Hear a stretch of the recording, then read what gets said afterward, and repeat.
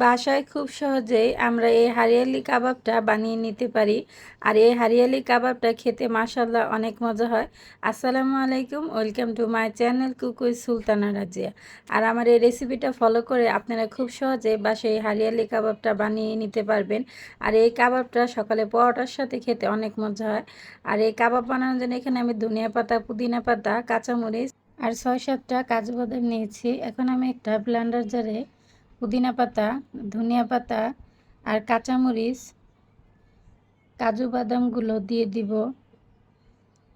আর দিয়ে দিব half cup পরিমাণ টক দই। টক দইটা আমি একটু ফেটিয়ে নিয়েছিলাম। আর দিয়ে দিব হাফ চা চামচ জিরার গুঁড়া, হাফ চা চামচ কালো গোলমরিচের গুঁড়া, হাফ চা চামচ ধনিয়ার গুঁড়া, হাফ চা চামচ লবণ দিয়ে সবগুলো উপকরণ আমি ব্লেন্ড করে নিব। ব্লেন্ড করা হয়ে গেছে। আর এদিকে আমি হাফ কেজি মুরগি এভাবে ছোট করে পিস করে কেটে নিয়েছি। এখন আমি এই সবুজ যে মিশ্রণটা বানিয়ে রেখেছিলাম সেই মিশ্রণটা দিয়ে আমি মাংসের মধ্যে দিয়ে দিব। আর হাফ চা চামচ আদা বাটা নিয়ে নিব। নিয়ে আমি একটু সময় নিয়ে নেড়ে চেড়ে এই মাংসের সাথে এই মশলাটা মিশিয়ে নিব। আর মিশিয়ে ম্যারিনেট করার জন্য রেখে দিব 1 ঘন্টার জন্য। 1 ঘন্টা পরে ফিরে এসেছি। এখন আমি এই ম্যারিনেট করা মাংস নিয়ে একটা কাবাব কাঠির মধ্যে এভাবে গেঁথে নিব। আপনাদের ইচ্ছা অনুযায়ী এক একটা কাঠির মধ্যে যত টুকরা ইচ্ছা দিতে পারেন। আমি এক একটা কাঠিতে 4 পিস করে মাংস ঢুকিয়ে নিয়েছি, যাতে মাংসটা ভাজতে সুবিধা হয় আর তাড়াতাড়ি মাংসটা ভাজা হয়ে যায়। এভাবে আমি একে একে সবগুলো কাঠির মধ্যে মাংস গেঁথে নিয়েছি।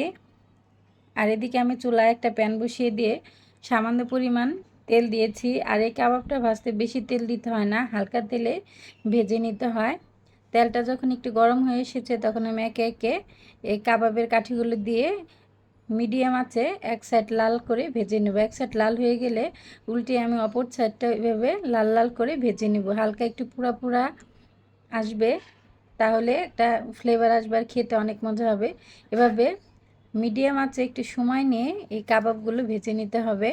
ভাজা হয়ে গেছে আমার। এখন আমি এক একটা কাবাব উঠিয়ে নেব।